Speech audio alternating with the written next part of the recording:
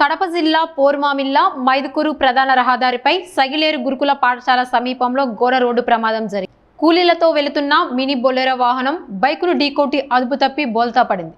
ఈ ప్రమాదంలో తువ్వపల్లె గ్రామానికి చెందిన ఈశ్వర్ రెడ్డి తీవ్రంగా గాయపడి అక్కడికక్కడే మృతి చెందాడు. ఘటనతో రోడ్డుపై బొలెరోలో అడ్డంగా పడిపోవడంతో ట్రాఫిక్ అంతరాయం ఏర్పడింది. సమాచారం అందుకున్న పోలీసులు సంఘటనా స్థలానికి చేరుకొని పరిస్థితిని అదుపులోకి తీసుకున్నారు.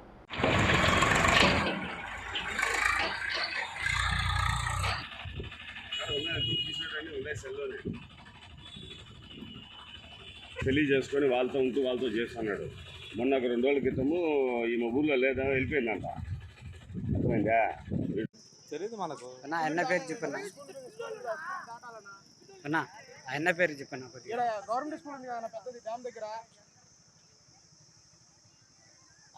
చదువుకున్న మంచి రానా కొద్దిగా ఉంది అన్న. ఊపిరిందా అన్న? ప్రాణం ఉందా అన్న? అన్న ఏం పేరు అన్న? ఈశ్వర్ ఏ గురు? చూపల్లె. ఏజ్ ఎంత అన్నది? నా ఏజ్ చెప్పండి. ఏజ్ 38. గాళ్ళు గుట్ట పోయినాయి తండ్రి చూడు. ఉదయం అంటాడు వచ్చి అడ్డం గుర్తించిండు.